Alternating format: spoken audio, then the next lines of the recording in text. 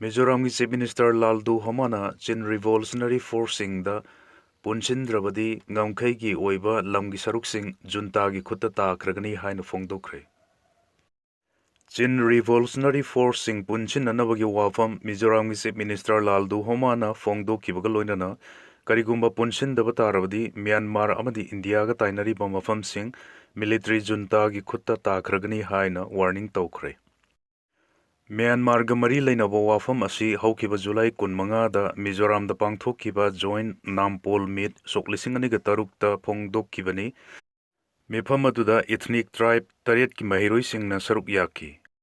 Myanmar gi Chin state ta military junta gi territory asum pakthorakli haiba wafam chief minister na phongdokkiba ga loinana asum pakthokna sandoraklabadi ngamkhai gi mafam sing military junta gi makhada laikhragani haiki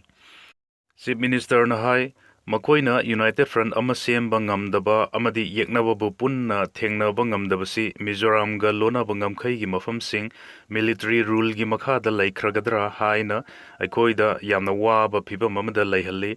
lan thengnaba ngamba force pumna mapunsil labadi phibam asi thokloi masagi miyoi sing thengnabada kharadi yeknabada khutsam nana chatli habasi tabada yamna nungaite Single administration ki makhada Chin state area da armed forcing amasung civil na amato oina laiminaduna chapminnanaba honaba oina constitution ama draft tawrabasu sign tawramdai da ethnic group sing gi marakta yanadaba fibam sing thoklaki haina paladuna maduna maram oiraduna haujik fawba thabak oina onthokpa ngamdre haibo wafamsu chief minister na phongdokhi Chin revolutionary group singna masa masagi oive ethnic dialect marol singda wangangi amadi fauna lona Burmese na oi haiba wafam chief minister na thamladuna amaga pau faugdok naba amadi makoi masel gi marakta amuk hanna punchin naba haibasidadi lolna haibadi language na igi maridagi hen na maru oi haina fongdoki Myanmar da military gi oiba phibam asida haujikki oina military junta na Phalam amasung Tonjang town sing amuk hanna paisin kre hairiba town sing asi hanadi Chin revolutionary force na paisilurabani Thanatlang town gi manung chanba mafam sing bu military junta na loksin nanaba akan bamong da landab gi thabak sing sathari Sigi mathakta Mindat amasung Kanpet let town sing dasu military junta na masing yamlaba ground troop sing Thajinduna akan mamong da landabagi thabak sathabaga loinana nongthaktagi landabagi thabak su sathari haina military source sing na phongdokli Chin military analyst amana phongdokpagi matung inna Chin forcing amata oina punsinba ngamdabana mafam kharada military junta gi khutta takhiba asi khara makhaidi summe adubu afaba wakalon khaktana amata oina punsinbagi phibam purakpadi ngamloi analyst adun hai single command amagi makhada makoina punna lan thengnaba ngamdabana military operation kharadadi maithiba nangki haibasi chumi adubu manungda lairiba yanadaba singi matangda waroi ama puraktana afaba wakalon khaktana amaga punsinnaba haibadudi punamak asi oirabasu Chin revolutionary forcing amata oina punsinbagi phibam sagatnaba amadi mayumda leiba phangdraba singi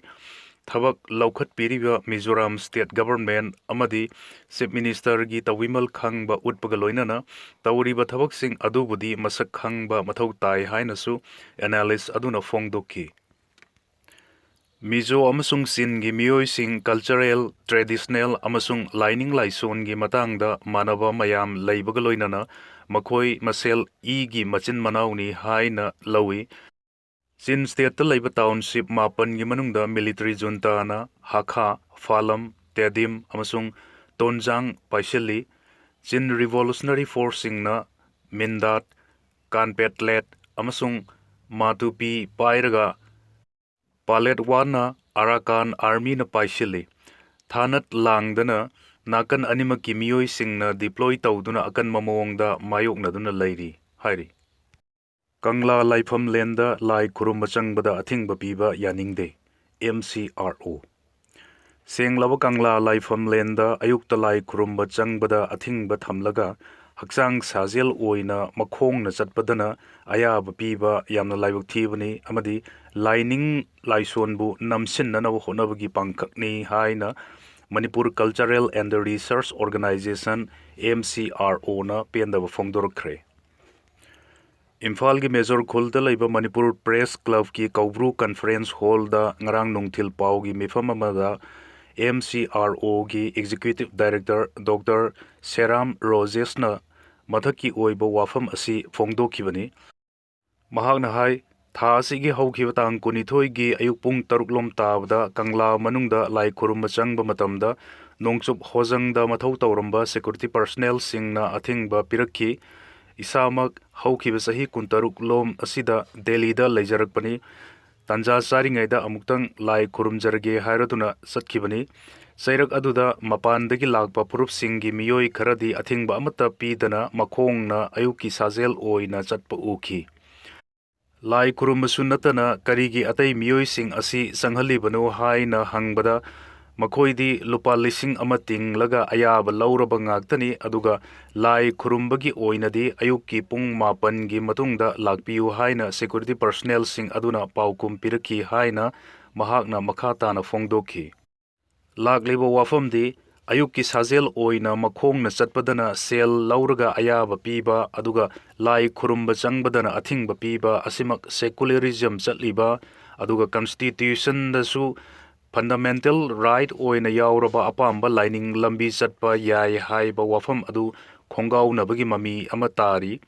kumja lisingani ka kulhum doidagi hojik fawda kaubru amadi thangjingda lining khongchat chatpa phangdraba maitai singda makhoina chatliba lining lambi asi namsinduna thamdana ba khona bara haiba wahang asi thorukle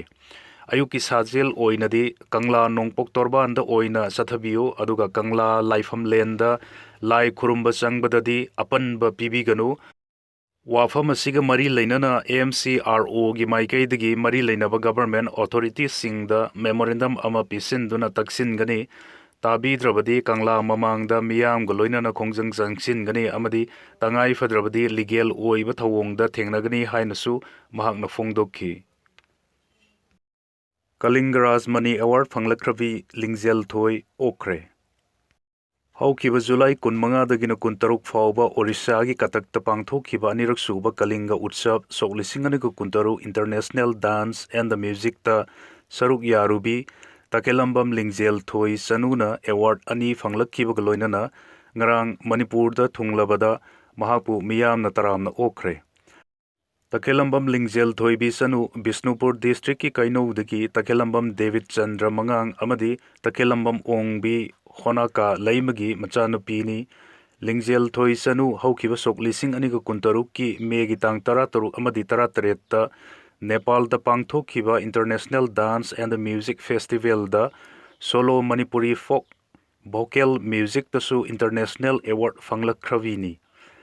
Satliba sahi asigi July 15 amasung 16 Orissa gi katakta pangthokiba aniruk suba International Dance and Music Festival da International Sangit Kalingaraj Sri Award for Manipuri Folk Song da award ani asi fanglakivani hari Litan fauduna chatkanu National Highway number chani supna ani da kuki singna chatharkliba aina yadaba thawong sing asi yenglaga miyamna Imphal Ukrul Lambida Litan Phauraga Chatanaba Wafam Tangkhul Nagalong na Fongdorkli Lanai Gari Singda Chatliba Sing Passenger Taxi Bus Sing Amadi Apikpa Commercial Truck Sing Imphal Ukrul Lambida Litan Phauraga Chatanaba Khanghalakli Cherol asibu thorakliba asi miyam da pam da bathodok sing thokpa thingnanaba amasung miyam da asoi angam thokhandanaba amadi security gi yenglaga phongdorkpani hairi Gari macha huran bani fare Gari macha huran bani haiba miyoi ani huralakpa gari amaga konana police na fagat khre police ki cherol amana hai thasi ki kuntareta Kaksing district ki Kaksing police station na konba Chandel ta khiba lambi da hangdokhiba mobile checkpost amadagi miyoi ani adu fakhibani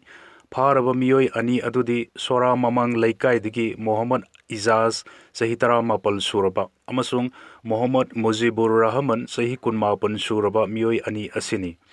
Makoi ani Imphal gi MG Avenue dagi huran khibani haiba Honda Activa registration number yaudaba amaga konana fakhibani hairi.